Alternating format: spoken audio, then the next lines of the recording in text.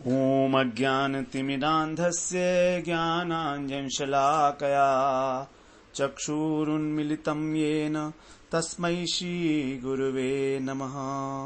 वन्देऽहं श्रीगुरो श्रीयुतपदकमलं श्रीगुरून् वैष्णवांश्च श्रीरूपं साग्रजातं सहगण रघुनाथान्वितं तं सजीवम् साद्वैतं सावधूतं परिजनसहितं कृष्णचैतन्यदेवं श्रीराधा कृष्णपादान् सहगण ललिता श्रीविशाखान्वितांश्च तमादिदेवं करुणानिधानं तमालवर्णं सुहितावतारम् अपार संसार समुद्र सेतुं भजामहे भागवत स्वरूपम्। हे देव हे दैत हे भुवनैक बंधो हे कृष्ण हे चपल हे करुणैक सिंधो हे नाथ हे रमण हे नयनाभिराम हा हा कदानुभवितासि पदं दृशोर्मे। श्री कृष्ण चैतन्य प्रभो नित्यानंद श्री अद्वैत गदाधर शिवसदी गौर भक्त वृंद। हरे कृष्ण कृष्ण कृष्ण हरे हरे, हरे राम राम राम हरे हरे। हरे कृष्णा। सर्वप्रथम मैं अपने गुरुपाद पद ओम विष्णुपाद अष्टोत्तर शत श्री श्रीमद् भक्तिवेदांत माधव गोस्वामी महाराज के चरण कमलों में अनंत कोटि दंडवत प्रणाम ज्ञापन करता हूँ। हम लोग श्रीमद् भागवत महापुराण में श्रवण कर रहे हैं चतुर्थ स्कंध और उसमें तीसरा अध्याय हमारा आरंभ हुआ है। तीसरे अध्याय में चर्चा है कि किस प्रकार सती जो हैं वो अपने पिता दक्ष के जो यज्ञ उत्सव हो रहा है उसमें जाने के लिए उत्सुक हैं और प्रार्थना करती हैं शिवजी से। शिवजी जो हैं उनको समझाने की चेष्टा करते हैं कि देखो तुम्हारा वहां जाना ठीक नहीं है क्योंकि उन्होंने हमको आमंत्रित नहीं किया है।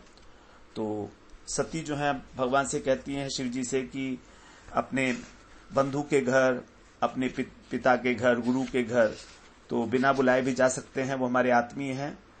लेकिन शिवजी बताते हैं देखो बात तो तुम्हारी बिल्कुल ठीक है, लेकिन यदि किसी प्रकार से वो जानबूझकर आपको नहीं बुला रहे हैं किसी द्वेष के कारण तो फिर नहीं जाना चाहिए। शिवजी अनेक प्रकार से उन्हें समझाने की चेष्टा करते हैं क्योंकि शिवजी का और उनके जो पिता हैं दक्ष उनका बैर भाव है। जो दक्ष हैं वो उनके प्रति शिवजी के प्रति जो है बैर भाव रखते हैं क्योंकि एक बार जब वो खड़े नहीं हुए थे यज्ञ के अंदर ब्रह्मा जी के द्वारा जो बुलाई गई थी सभा, तब से उनके मन में शिवजी के प्रति बड़ी द्वेष बुद्धि है। तो बता रहे हैं कि उनका इतना अभिमान बढ़ा हुआ है दक्ष का कि वो नहीं सोच पा रहे हैं कि वो क्या कर रहे हैं। और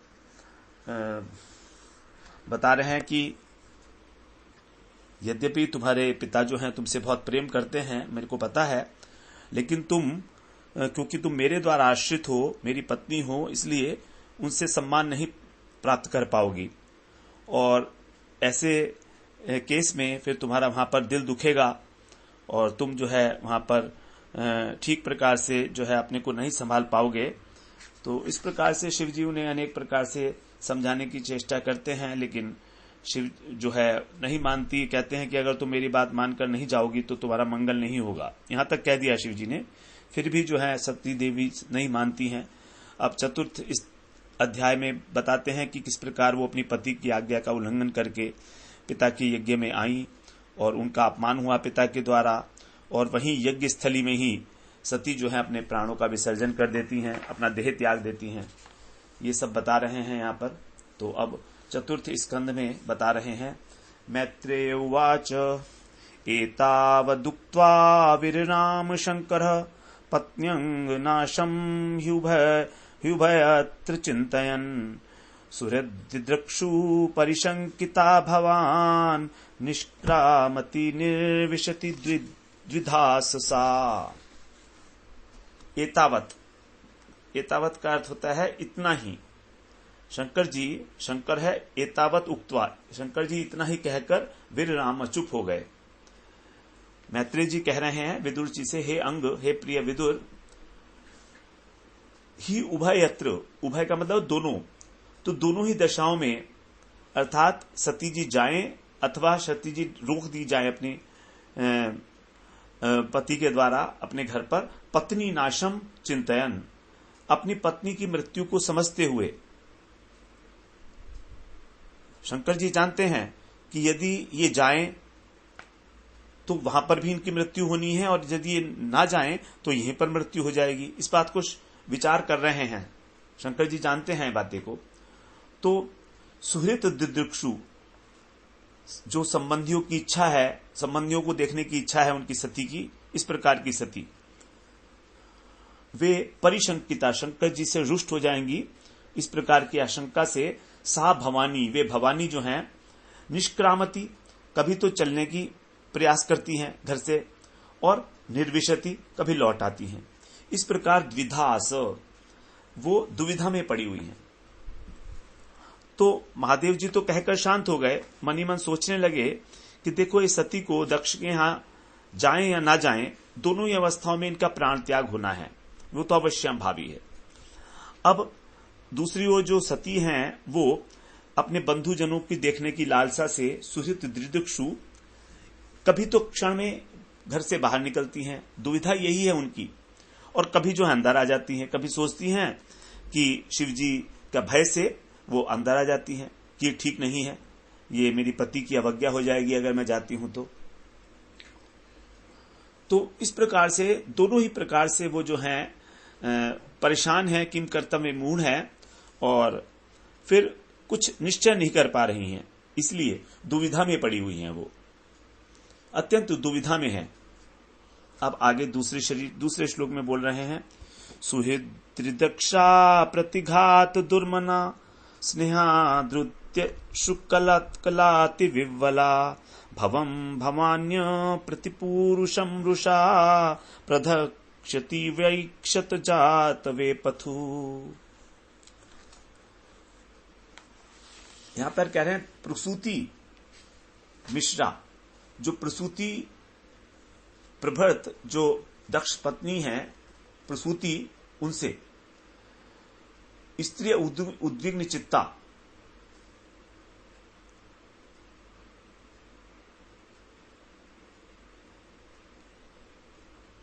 नहीं ये गलत हो गया, सुहृद दिदृक्षा, प्रसूति लिखा है सुहृद दिदृक्षा का मतलब है जो बंधु जनों की मिलने की प्रबल इच्छा है, उनकी अत्यंत प्रबल इच्छा है सती जी की, तो उनसे मिलने की इच्छा में बाधा पड़ने पर, प्रतिघात, जब उसमें बाधा पड़ी तो वो दुर्मना हो गई, मतलब अनमनीसी हो गई, सती जी अनमनीसी हो गई। और स्नेहाद्रुत्य अश्रु कलाति विव्वला, और उनका अत्यंत स्नेह है अपने बंधुओं के प्रति, सुहृद के प्रति, तो इसलिए वो निरंतर अश्रु विसर्जन करते हुए अत्यंत विह्वल हो गई, विह्वला। और उनका जो जात वेपथु, उनका जो शरीर है वो कांपने लगा। क्यों कांपने लगा? क्रोध के कारण, रुषा, क्रोध के कारण वो कांपने लगी। और जो शिवजी हैं भवम, उनको भवानी इस प्रकार देखने लगी जैसे मानो रुषा अपनी क्रोध की अग्नि से उन्हें भस्म कर डालेंगी। इस प्रकार का उनका भाव बना अपने पति के प्रति ही। तो देखिए यहां पर सती है, वो सती का अर्थ ही है कि जो अपने पति की आज्ञा का पालन करती है। लेकिन यहां पर वही सती जो है क्रोधाग्नि से और ऐसे देख रही है, उनकी मनोवृत्ति इतनी परिवर्तित हो गई है, इस प्रकार से उनका मन बदल गया है स्नेह से आतुर होकर अपने मायके वालों के प्रति, कि वो भगवान के प्रति भी, जो शिवजी के प्रति उनको भगवान समझ के ही और उनकी सेवा पूजा करनी चाहिए, करती भी थी, लेकिन वही इस प्रकार से उन्हें देखने लगी जैसे उनको भस्म कर डालेंगी। इतना क्रोध में घूर कर उनको देखने लगी। तो यहां पर बताया है कि हम वास्तव में जो प्रधानता है वो अपने मन को देते हैं। जब भी कभी कोई ऐसी बात होती है जहां पर हमारे मन की बात जो है दूसरों के मन से प्रतिकूल हो, चाहे वो हमारे गुरु हों, चाहे वो हमारे शास्त्र हों, तो भी हम अपने मन की बात को ही प्रधानता देते हैं। गुरु के मन में, शास्त्र के मन में जो चल रहा है उसको प्रधानता नहीं देने चाहते, अपनी व्यक्तित्व को हम बड़ा बनाकर रखना चाहते हैं। तो यही पोजीशन है यहां पर सती जी की भी। तो सती जी की मनोवृत्ति इतनी बदल गई अचानक से, ये बात सुनकर जब शंकर जी ने इस प्रकार कहा, तो उन्होंने कहा था कि तुम वहां जाओगी तो तुम्हारा मंगल नहीं होगा। पिछले श्लोक में हम लोग श्रवण कराए हैं।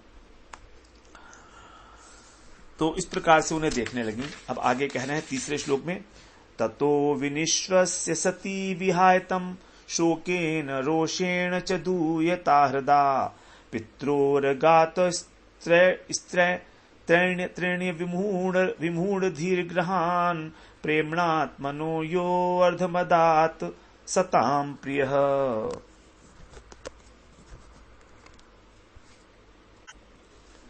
अब यहां बता रहे हैं कि सती जी का जो हृदय है वो किस प्रकार से विनिश्वस्य अर्थात दीर्घ सांस ले रही है, लंबी लंबी सांस लेने लगी।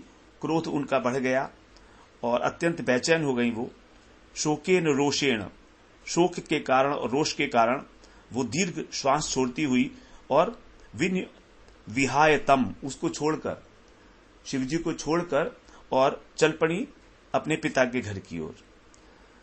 पित्रोरगात, पिता के घर की ओर चल पड़ी।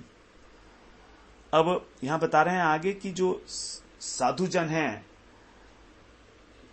कि जो प्रिय शंकर जी हैं, उन्होंने जिनको अपनी अर्धांगिनी के रूप में स्वीकार किया, ऐसी सती वो आज विमूढ़ के भांति, स्त्रैण्य विमूढ़ धी गृहान, विमूढ़ की भांति आज जो सती हैं वो अपने स्वामी को छोड़कर और पिता के घर जा रही हैं और तनिक भी कुंठित नहीं हुई किसी प्रकार की। उनको कुंठा नहीं है मन में, रोष है उनके अंदर। देखिए चित्त में उनकी दो बातें हैं, एक तो रोष है कि पिता ने नहीं बुलाया और दूसरा है पति ने अनुमति नहीं दी। ये दोनों बातों का शोक है उसको अत्यंत। तो पति और पिता ये दोनों ये आपस में लड़ रहे हैं। अगात माने छोड़कर कैलाश पर्वत को छोड़कर वो चली गई।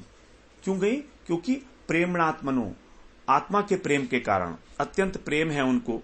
प्रेमणात्मनो, अपने, अब वो अपना मानती हैं अपने पिता को, तो सोचती हैं कि मैं अपने पति को तो मना लूंगी बाद में, क्योंकि ये तो अपने घर की बात है ना, अपने घर में होता ही है जो कुछ है। क्योंकि कोई भी स्त्री होती है वो पति पर तो अपना कंट्रोल समझती है ना।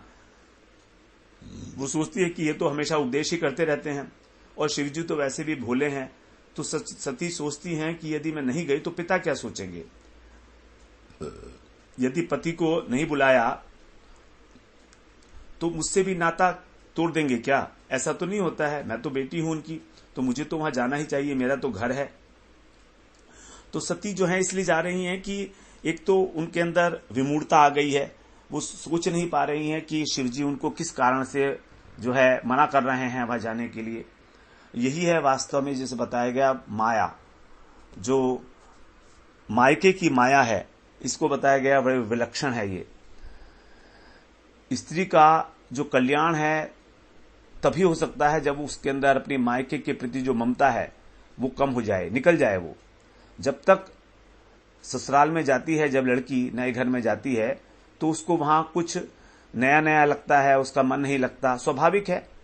लेकिन माँ बाप को उसको अधिक आश्रय नहीं देना चाहिए, क्योंकि उसको समझा देना चाहिए कि भाई देखो तुम्हारा घर अब ये नहीं है, अब वही है तुम्हारा घर, और हमसे कोई आशा किसी प्रकार की मत रखना, क्योंकि जब तक तुम हमसे आशा रखोगी तुम ससुराल को अपना घर नहीं समझ पाओगी। तो इसीलिए उसी को अपना घर समझो और उसको अनुकूल बनाने का प्रयास करो। इस प्रकार से समझाना चाहिए, जिससे कि ससुराल में जाकर उसका मन रम जाए और फिर मायके के प्रति आकर्षण ना हो। तो सती के मन में तो मायके का मोह है, छूटा नहीं है, इसलिए वो शंकर जी के मनाने पर भी, कहने पर भी, समझाने पर भी वो वहां पर चल दी।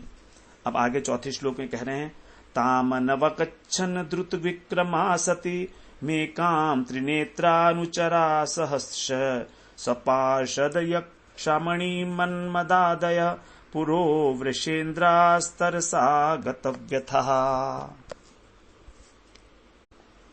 अब जब सती जो हैं ताम अवगच्छन द्रुत विक्रमा मतलब तेजी के साथ, फुर्ती के साथ जब सती जो हैं जा रही हैं अकेली, ऐसा देखकर उनके महादेव जी के जो परिकर थे, महादेव जी के जो सेवक थे, मणिमान और मद इत्यादि अनेक सेवक जो हैं उनके शिव जी के, वे सेवक सब भगवान का जो वाहन है वृषभराज, उसको वृषेंद्र उसको आगे करके और इसके साथ अनेक पार्षद और यक्ष लोगों को लेकर बड़ी तेजी के साथ जो है और उनके पीछे पीछे चलने लगे।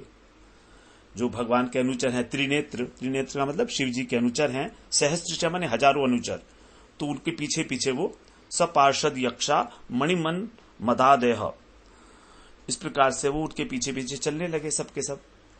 क्योंकि वो तो जा रही हैं, तो सेवकों ने सोचा कि भाई हमारी मालकिन अकेले जा रही हैं, इसलिए वो भी उनके पीछे पीछे चलने लगे।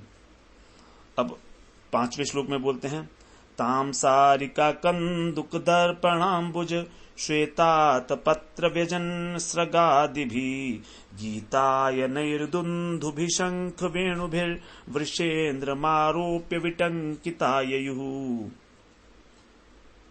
उन्होंने क्या किया, सती जी को बैल के ऊपर बिठा दिया, क्योंकि अपने पिता के घर जा रही हैं, तो 7 वस्तु जो हैं वो सती को शिव जी ने दी हैं। क्योंकि पिता के घर यज्ञ में जा रही हैं तो खाली हाथ तो नहीं जाना चाहिए, तो उन्होंने बैल पर सवार करा दिया सती जी को और उनको अनेक प्रकार की वस्तुएं दी हैं, जैसे गेंद दी उनको, कंदुक, दर्पण कमल दिया, सारिका मैना पक्षी, कमल अंबुज माने कमल है, फिर खेल की सामग्री और श्वेत छत्र, आतपत्र माने छत्र है, फिर व्यजन जो है वो चमर दिया, स्रग माने माला इत्यादि, ये सब देने लगे, ये दी उनको। और फिर उनको सुसज्जित किया कैसे, गीता यानी दुंदुभी शंख और बांसुरी आदि गाने बजाने के समान से सुसज्जित होकर वे सब के सब जो सेवक थे वे उनके साथ चल दिए, साथ में ययू माने चल दिए, उनके साथ ही जाने लगे। इस प्रकार से, क्योंकि कभी भी जब यज्ञ में जा रहे हैं तो खाली हाथ नहीं जाना चाहिए। इस प्रकार से जो बहुत सारे उन सबको सेवकों ने अपने साथ ले लिया वहां पर, सती जी के जो साधन थे, जो उनको प्रिय वस्तुएं थी। अब क्योंकि सती जी जो हैं वो संगीत में भी बड़ी निपुण थी, तो इसलिए उनके दुंदुभी शंख वेणु इत्यादि थे वो। अब ये सब जो है लेकर उनके सेवक लोग जो है साथ चल रहे हैं, क्योंकि जानते थे कि उनको क्या चीज पसंद है।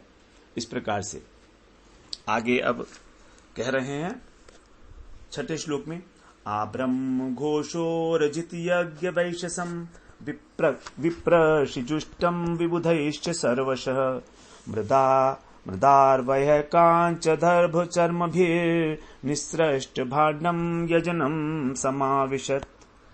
इसके पश्चात जो है सती सभी सेवकों के साथ वहां पर दक्ष जी की यज्ञशाला में पहुंची। वहां पर क्या हो रहा था, आब्रह्म घोषो, जो ब्राह्मण हैं वो सब वेद की ध्वनि कर रहे थे कि ऊंचे स्वर में कौन बोले अधिक।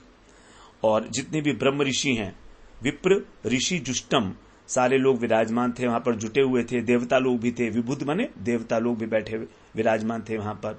और अनेक प्रकार के वहां पात्र रखे हुए थे, मिट्टी के, काठ के, लकड़ी के मतलब लोहे के और सोने के, चर्म के पात्र वहां पर जैसे यज्ञ इत्यादि में रखे होते हैं, वो सारे वहां पर पात्र वगैरह रखे हुए थे। अब आगे कहते हैं वहां पर 7वें श्लोक में, तामागताम तत्र न कश्चनाद्रियत विमानिताम यज्ञ कृतो भयांजनः ऋते स्वश्री सर्वे जननीं च सादरः प्रेमाशु कंठ्य स्वजुर्मुदा।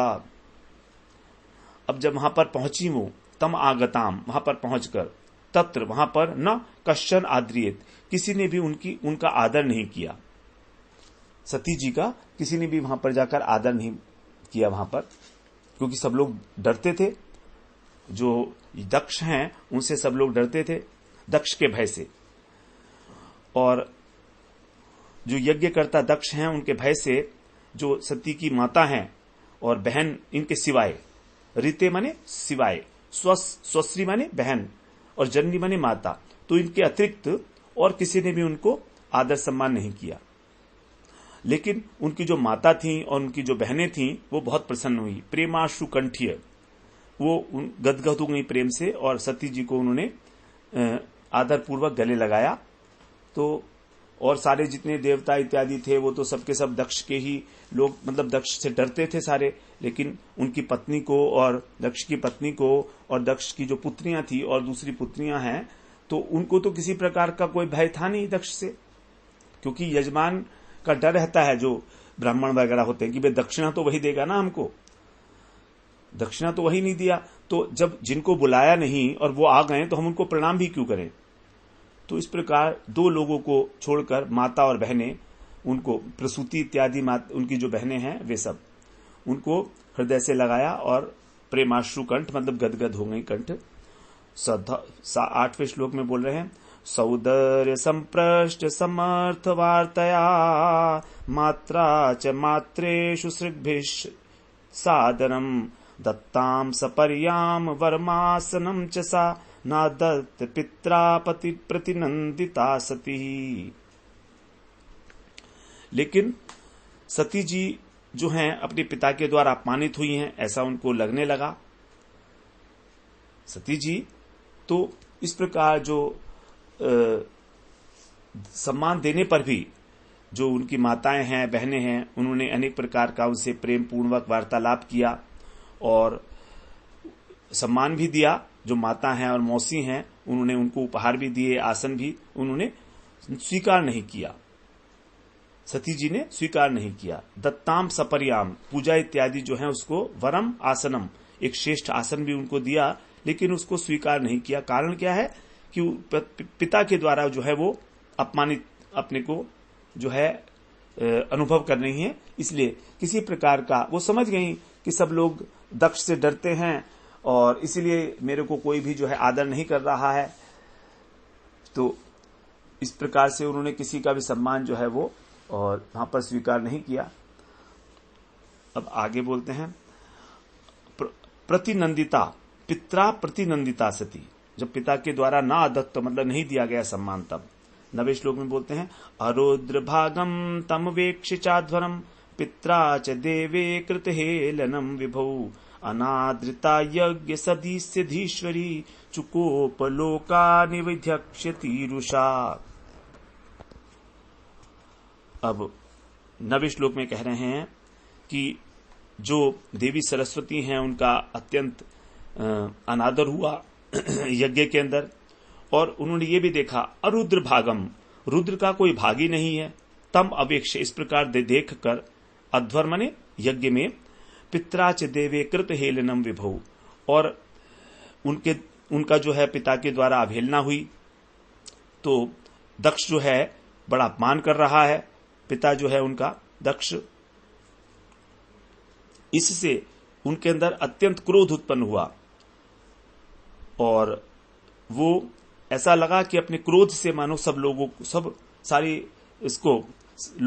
सारे लोगों को जो है वो भस्म कर देंगी। इस प्रकार से उनका क्रोध इतना बढ़ गया। जब उन्होंने अपना अपमान तो देखा ही, लेकिन जब अपने पति का भी अपमान देखा, क्योंकि महादेव का जो भाग है आसन उनको था ही नहीं, वहां पर आसन ही नहीं बचा था, तो इस प्रकार से ये भी सोचती हैं कि वो देखो शिवजी नहीं आए तो अच्छा ही हुआ, अगर शिवजी आते तो कितना अनादर हो जाता। यह देखकर चुकोप माने देखकर वो और क्रोधित हो गई, चुकोप माने क्रोधित हो गई, वो मानो सभी को अपने क्रोध से जला डालेंगी। 10वें श्लोक में बोलते हैं, जगर सामश विपन्नया गिरा शिवद्विषम धूम पथ शमस्य स्मयम् स्वतेजसा भूत गणान् समुत्थितान् निग्रह्य देवी जगतो भीषणवतः।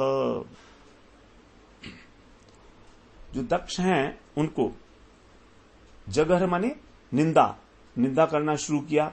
कैसे कि उन्होंने अमर्ष का मतलब है क्रोध, जो सहन ना हो पाए उसको बोलते हैं अमर्ष, और विपन्नता माने दुख।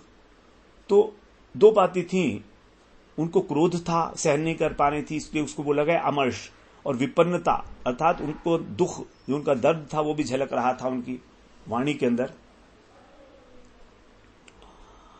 तो इस प्रकार से गिरा माने वाणी में, तो सती ने जो है पिता की सब लोगों को सुनाकर जब पिता की निंदा करते हुए क्रोध से लड़खड़ाती हुई वाणी में उन्होंने बोला, जब उन्होंने देखा कि दक्ष जो हैं अत्यंत घमंडी हो गए हैं और द्वेष कर रहे हैं, तो उनको रोक दिया और जो उनके साथ आए थे भूत इत्यादि उन सब मारने को तैयार हो गए।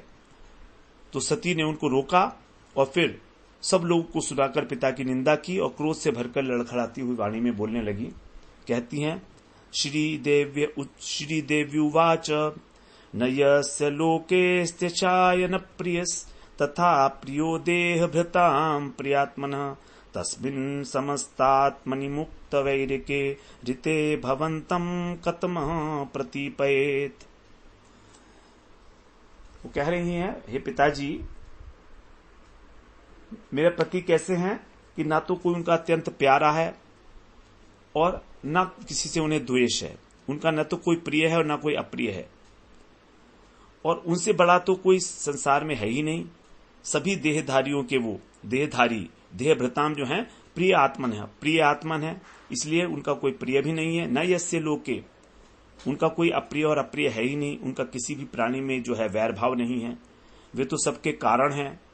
ऋते भवंतम कतम है प्रतीपयेत, और ऐसा कौन है आपके अतिरिक्त, भवंतम माने आपके अतिरिक्त, ऋते माने अतिरिक्त, कतम है प्रतीपयेत, जो उनसे विरोध करेगा। जब उनका किसी से बैर है ही नहीं तो उनसे विरोध करने वाला कौन होगा आपके अतिरिक्त। इस प्रकार से जो है सती बता रही हैं, बोल रही हैं पिता को संबोधित करते हुए। 12वें श्लोक में बोल रही हैं, दोषान परेशाम हि गुणेषु साधवो गृह्णन्ति केचिन्न भवादृशा द्विज गुणाश्च फल्गून बहुली करिष्णवो महत्तमातेषु विध भवानघम।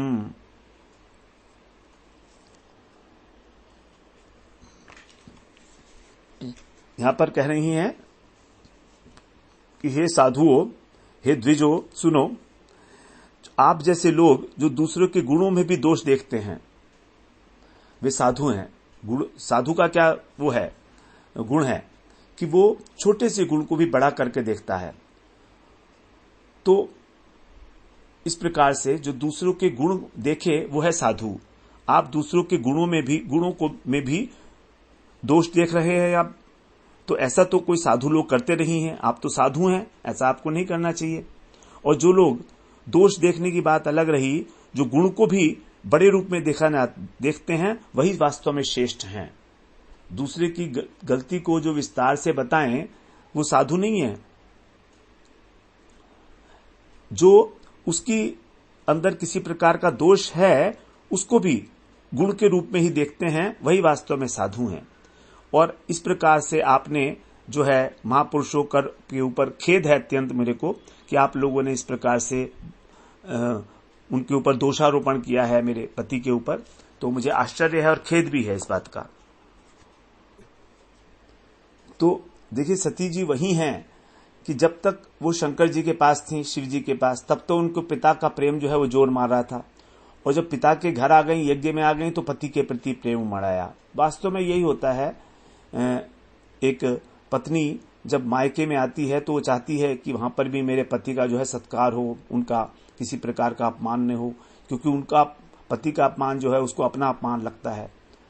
तो उसका कोई अपमान कर दे कोई बात नहीं है, लेकिन उसके पति का अपमान करेगा तो वो सहन नहीं कर पाएगी। और शिव जी तो वैसे भी किसी से बैर नहीं करते हैं, आप लोग बैर करते हो उनसे।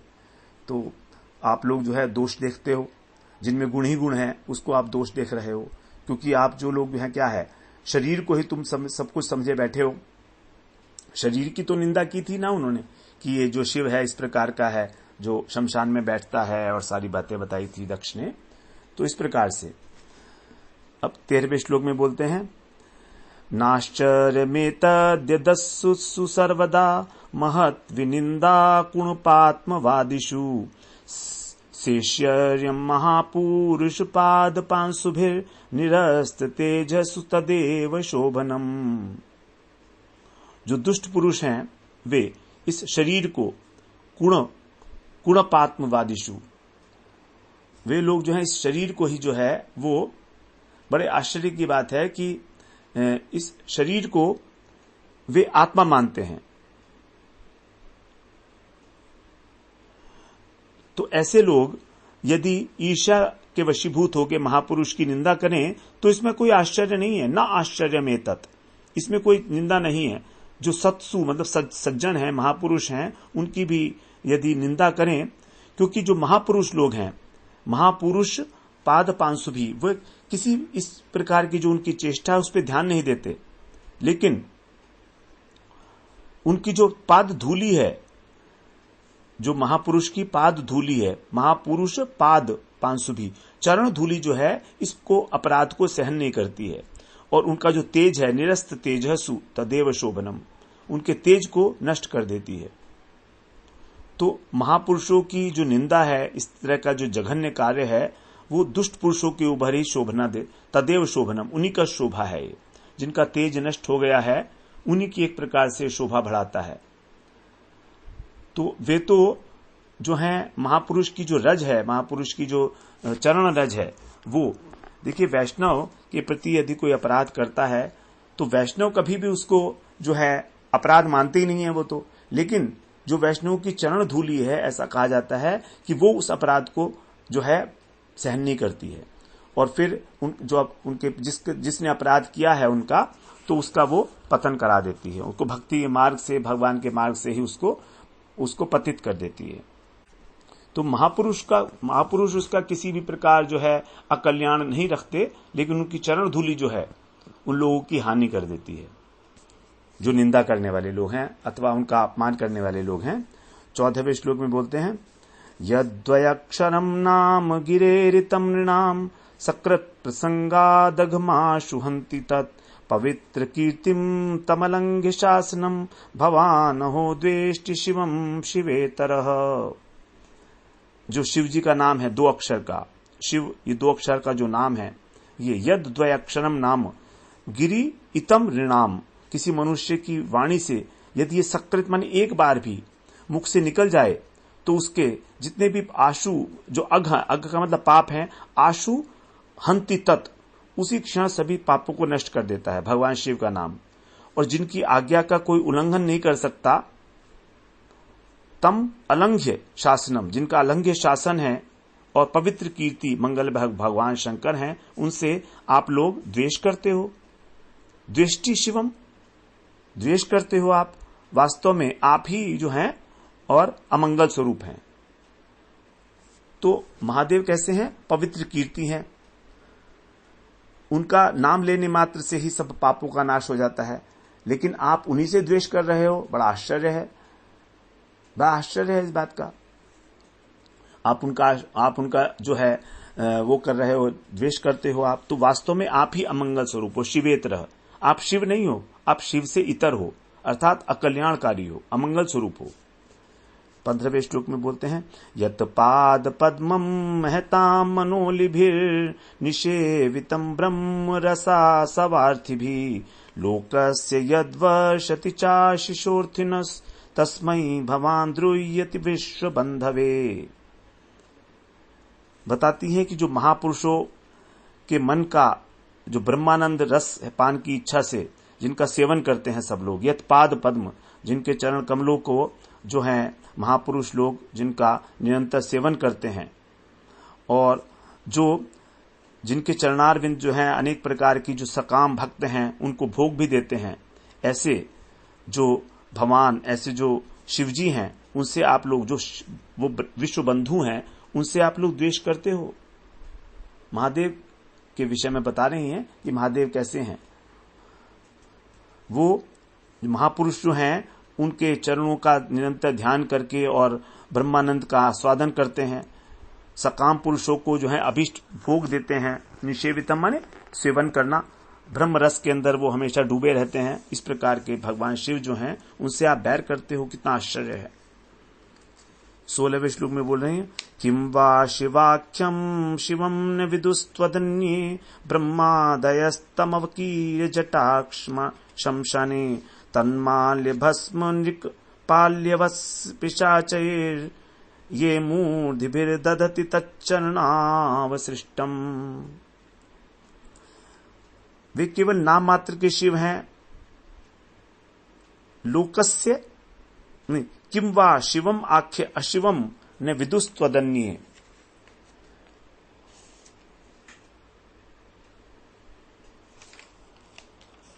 तो यहां पर कह रही हैं कि वे केवल नाम मात्र के शिव हैं। उनका जो वेश है वो अमंगल रूप है। इस बात को आपके सिवा दूसरे लोग नहीं जानते हैं, क्योंकि जो भगवान शिव शमशान के अंदर नरमुंडों की माला पहनते हैं, चिता की भस्म और हड्डी पहने हैं, जटा बिखेरे हैं, शमशान में निवास करते हैं, उनके चरणों पर जो उनकी निर्माल्य मतलब माला इत्यादि, उसको ब्रह्मा इत्यादि जो देवता हैं वो अपने सिर पर धारण करते हैं। उनकी इस प्रकार की महिमा है। ब्रह्मादयस तमकीर जटा शमशाने, शमशान में निवास तो करते हैं लेकिन वो ऐसे हैं कि ब्रह्मा इत्यादि भी जो है उनके सर पर जो माला, उनकी जो माला है वो गिर जाती है तो वो उसको अपने सिर के ऊपर अपने आंखों से लगाते हैं, सिर पे धारण करते हैं।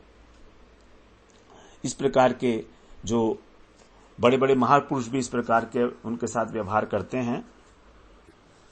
तो यहां पर देखिए बताया शमशान के विषय में, शमशान वैराग्य भूमि है और वैराग्य दो ही समय में हमारे हृदय के अंदर आता है। एक तो शमशान में क्षणिक वैराग्य होता है और एक काम वासना जब पूरी हो जाती है उसके बाद भी जो है मन के अंदर वैराग्य होता है। और जीवन में यात्रा भी दो ही होती हैं, एक वर यात्रा और एक शव यात्रा, दोनों ही होनी है। एक में वर यात्रा में लोग जो है आनंद मनाते हैं, हंसते हैं, और शव यात्रा के अंदर रोते हैं। तो इस प्रकार से दो यात्रा हैं। हमें समझना चाहिए कि जो शमशान है हमें याद दिलाता है कि इस जीवन में यदि हमें भजन करना है तो वैराग्य की आवश्यकता है। और इसी बात को शिव जी जो है हमको स्मरण करा रहे हैं अपने शरीर के ऊपर चिता की भस्म लगाकर। शरीर की अंतिम स्थिति है यही, दो मुट्ठी राख, और महादेव जो है राख लगाते हैं शरीर के ऊपर। हम लोग जो है अपने शरीर को सजाने ढजाने में कितना अधिक खर्च करते हैं, लेकिन क्या है ये सब कुछ भस्मीभूत। भगवान शिव ने सारे के सारे शरीर पर राख लपेट रखी है। वो यही कह रहे हैं इसके माध्यम से कि हमें अपने जीवन में किसी न किसी प्रकार का जो वैराग्य है उसको धारण करना चाहिए। तभी उनके अंदर वो शिवत्व है, तभी उनके अंदर जो कल्याण करने की क्षमता है। शिव कहा गया है ना, सभी का कल्याण करते हैं। तो कल्याण करते हैं तभी जब वो भजन करते हैं, और भजन के लिए जो है वैराग्य की आवश्यकता है। इसीलिए वो हमको अपने शरीर के ऊपर शमशान में रहते हैं और वैराग्य भस्म लगा के वैराग्य क्या हमको उपदेश देते हैं एक प्रकार से। अब 17वें श्लोक में बोलते हैं, कर्णौ पिधाय निर्याद्यत कल्पयिषे धर्मा वितर्य श्रृणिभिर्नभिरस्य माने छिन्द्यात् प्रहस्य रुषितिमसतिं प्रभुश्चेत् जीवामसूनपि ततो विसृजेत धर्मः। धर्म क्या है बता रहे हैं कि जो निरंकुश धर्म मर्यादा की रक्षा करने वाले जो लोग हैं वे जब स्वामी की निंदा करें तो उनको दंड देने की यदि शक्ति नहीं है तो कान बंद करके वहां से चले जाएं। कारणम पिधाय, कर्णों पिधाय। और यदि शक्ति है तो उनको बलपूर्वक जो है पकड़ के और उनकी जीवा को काट डाले। बड़ा सिद्धांतिक वाक्य है। जब हरिहर की निंदा हो रही है, मानस में भी कहा गया है, हरिहर निंदा सुने जो काना होई पाए गतो समाना। मतलब हमको कभी भी भगवान की निंदा को नहीं श्रवण करना चाहिए। यदि सामर्थ्य है तो उसकी जीभ काट ले, सही है। यदि हमारे अंदर सामर्थ्य नहीं है तो कोई बात नहीं, कान को बंद करके वहां से चला जाए। इस प्रकार से सभी सभासदों को कह रहे हैं कि समर्थ हैं। अब जो दक्ष जी हैं वो दंड दे सकते हैं, वो तो समर्थ हैं। तो इस पाप को रोकने के लिए, मतलब जो निंदा रूपी पाप है, जो यहां पर हर की निंदा है, अपमान किया जा रहा है उनका, तो यही वास्तव में धर्म है। इति धर्म, यही धर्म है कि हमें किसी प्रकार की, यहां पर तो देखा उन्होंने की अवहेलना हो रही है, शिव जी की। तो इस प्रकार से 17वां श्लोक सिद्धांतिक वाक्य है। यहीं पर आज हम लोग विश्राम लेते हैं। अगले सत्र में फिर 28वें श्लोक में प्रवेश करते हैं। वांछा कल्पतरुभ्यश्च कृपा सिंधुभ्येव च पतितानां पावनेभ्यो वैष्णवेभ्यो नमो नमः।